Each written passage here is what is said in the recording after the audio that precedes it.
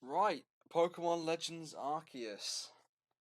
Ooh, this is gonna be a really interesting game to keep track of over the next 12 months. So, this was shadow announced. Like, I think the leaks announced it 40 minutes before the presents come out. But before that, we were literally only focused on Diamond and Pearl remakes. So imagine everybody surprised. Like, imagine not going. Like, I kind of got notified of it before, like in the live stream before it happened. One of my viewers told me that it was a thing. I was like, oh, okay, fair enough. Spoil it for me much. um, but imagine watching the direct, being a massive Pokemon fan, don't care about the leaks, and just seeing this just drop. You would have gone nuts. But yeah, this is Pokemon Legends Arceus. So we're going to watch the trailer and any other footage that we've got. And obviously, we're going to look through the website and we're going to break down everything. And it's going to be super insane. So, obviously, the whole setting of this game is obviously Sinnoh in the past. Obviously, here's Windows Fires, open world, like Breath of the Wild. And it's literally. It's difficult to explain it about what it is for definite. It's your bog standard Pokemon RPG, obviously just minus gyms, minus the Pokemon League, but it's full open world like Breath of the Wild. So you've got your Pokedex, obviously you've got to complete the first Pokedex in the Sinnoh region.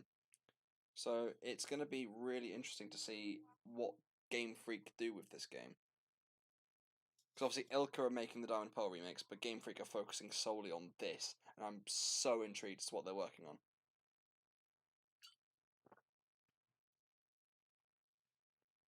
And here comes your token Breath of the Wild shot. You ready? There it is. This game looks breathtaking. Pun intended with Breath of the Wild. Okay, never mind, I'll shut up. I mean, obviously, the thing with this trailer is the lighting is way too intense. Like, if you look at this, it's way too intense in the Bidoof. And also on the Piplup, the lighting is way too intense. It just makes it look toy-like. And also the sharpness as well needs to be toned down. Crikey.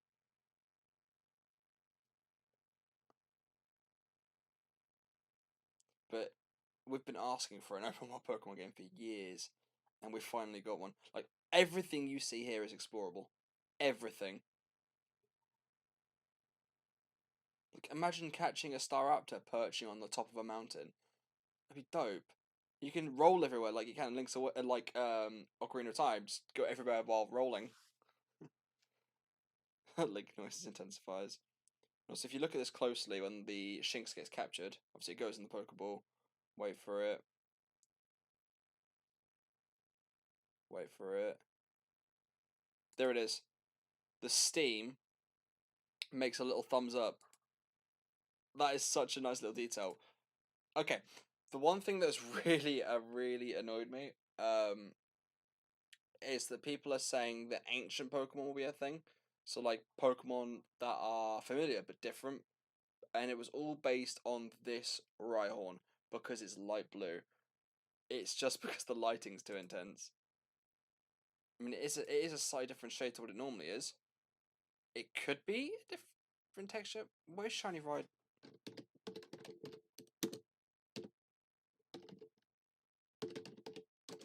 Shiny Rhyhorn. Okay, it's definitely not the shiny. But if you look at it, it's normally it's quite bluey grey. I'm just thinking that the lighting's a bit too intense on it, making it look really light blue. Because if you look at the Pokeball looks orange in this light instead of red because of the lighting. I don't know. I'd like to talk about the possibilities of armored Pokemon in a future video. Armored. I'm going back to the Sword and Shield days. Ancient Pokemon in the. I'd like to talk about ancient Pokemon in a future video. I'll probably film that in like an hour or so. I don't know. Who knows at this point? I'm just living the hype on this too much. A lot of people are complaining the Chinglings in like 2 frames per second. Um, Obviously this game's still in very early development. I say early, quote unquote. It's probably midway through development because I've probably been working on it for a good few years. But obviously there's still a lot of polishing to do. So I reckon some Pokemon have just got their keyframes of animation, nothing in between. So sometimes when it looks a bit choppy, it's just because it's showing just the keyframes. So if you look at how that's just dropping, there's no smoothness in between it. So I reckon it's just its keyframes of animation, because even the tails up there, it could just be that it's only got its keyframes, not the full range of animation. See, like the Garchomp looks a lot smoother. I reckon it's only got its keyframes. Like the Starly looks smoother as well. It's just that, and I think it's also the Chimchar's bobbing a little bit. It could be a hardware problem. Yeah, the Budee's like just choppy as well, but that's really close up, so it shouldn't be. But because Pikachu and Turtwig look fine. That's weird. It could just be that some have only got their keyframes and not the full, thing. Like the lighting is too intense. Can you tone the lighting down, please?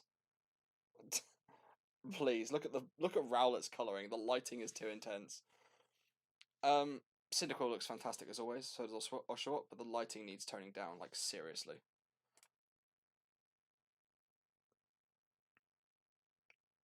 Also, another thing, a lot of people are complaining about the starter choices. I mean, considering you're going to go out and complete the Sinnoh's first Pokedex, you're obviously gonna catch the starters in the wild, so why not give some from another region for us to use instead? It makes sense. It sort of makes sense. Anyway, let's keep going.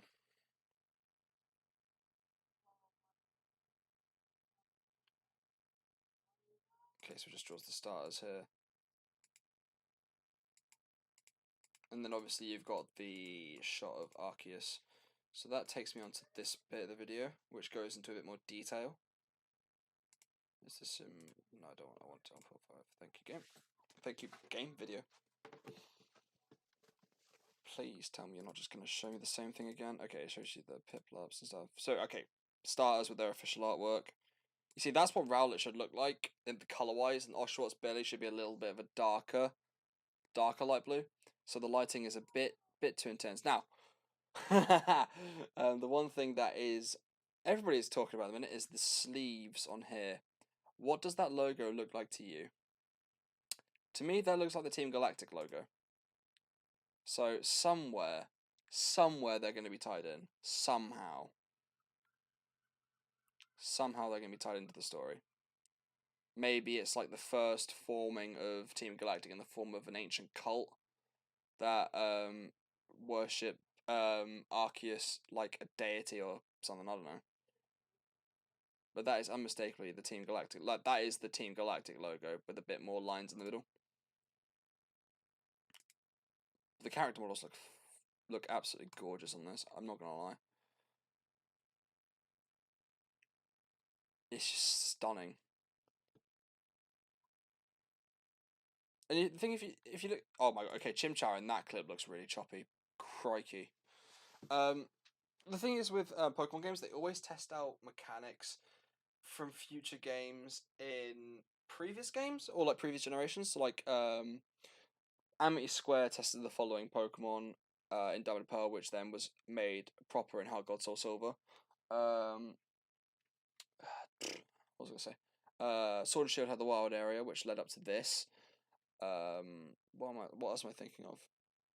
What else have they tested in previous games and brought to a new region? Oh yeah, they tested the fully animated Pokemon in Gen 5 and then brought it in the face of 3D models in Gen 6. But yeah, they test a lot of things in previous generations that bring it to future games. So they basically give it a test run, then they refine it. So this should be a fantastic experience. I'm just looking at that battle screen, like you can, it's just in the world. I am absolutely gobsmacked. Galate's level, so you can have a team up to 6, which is cool. The UI looks simplistic. Mount Coronet in the book. Okay, I saw that. What are you doing to me, Game Freak? Why are you making my game designer eyes tick? Yeah. Oh, I thought that was a bug in the I thought that was a visual glitch, but it's actually the clouds around Mount Coronet. Oh, that's cool. I thought that was just a bug. Never mind. I wonder if there's gonna be any Pokemon from like Generation 8 or anything like that in this, or if it's just Sinnoh region Pokemon. And then you've got your Arceus shot again. So obviously, I'm really intrigued as to how Arceus will fit into the story. So this is obviously just shots of you running around and catching stuff, and okay, the Chingling looks smoother in this clip. Okay, so maybe it is a hardware problem. Obviously, the game has still got a year to go. It'll be refined between now and then. Obviously, because Game Freak is now in-house at Nintendo, there'll be it's going to get refined a lot more than what it would be when Game Freak was outside of Nintendo as a outsourced company. They need to turn the lighting down on this so much. And maybe add a bit more, like, in scenes like that, in the dark, maybe add a bit of fog. Like, hang on, wait for it. Okay, I've got to make that full screen for some reason. It's like here, add a little bit of fog in the foreground, because if it's at night, make it a bit more mysterious. It's like little settings like that make a game so much more immersive for the player. Oh, look at me go with all my terminology. Why the fuck are you using a Lucario against a fucking Staraptor? Are you dumb? It's like the colours of the Pokemon look off because the lighting is too intense. Like, look at this. This here. The lighting like this, when you look at yourself outside, the light is a bit more subtle than that. It's not that bright that your skin reflects bright white. The lighting needs to be turned down just a little bit. Other than that, I've got no problems with this game at all. I just can't wait to play it. And then obviously there was the leaks with the riding Pokemon screenshot and the climbing and the flying Pokemon shot as well. What is that over there? Am I watching this? I'm watching this at 0.5 speed. What the fuck was that? I might have to put it in 0.25. Look at that animation. Look at it go. Oh, I saw that. Your foot was floating there, buddy. Your foot was floating. Learn some foot IK placement. Crikey.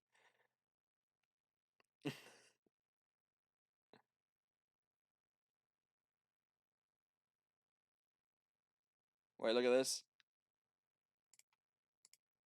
Bam, floating foot. Right there. Floating foot. It doesn't bother me. It doesn't bother me. You wouldn't notice it in normal gameplay.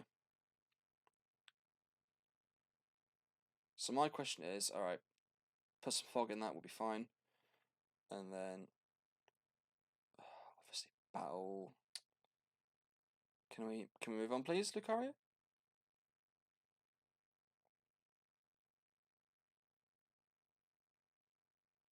What is that over here?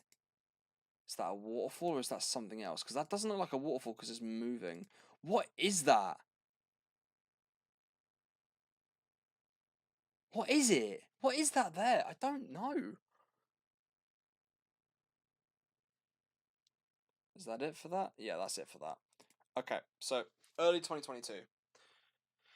People are saying, oh, I hope it gets delayed to make it as good as possible. I mean, it's got another year. It's got a full year of development. Because obviously once the Diamond and Pearl remakes are done, they might move Ilka on for the final bits of testing and debugging, which will be fantastic. And obviously Creatures are working on this as well as Game Freak, so... Okay, so, I'm actually going to read the website to you, because I do love things like that. So, the Pokemon Legends Arceus game honours past Pokemon games' core gameplay while infusing new action and RPG elements. So basically, you're rolling, you're crouching, you're throwing your Pokeballs in the overworld. You'll need to catch, survey, and research wild Pokemon in a long-gone era of the Sinnoh region to create and complete the region's first Pokedex, hence why the starters are different. Catch Pokemon. To catch Pokemon in Pokemon Legends Arceus game, you can observe them. Well, that makes sense. To catch Pokemon in the Pokemon Legends Arceus game, you can observe them to learn their behavior, like in Bugsnax, then carefully sneak up, aim your Pokeball, and let fly. That makes no sense grammatically. It should say and throw it.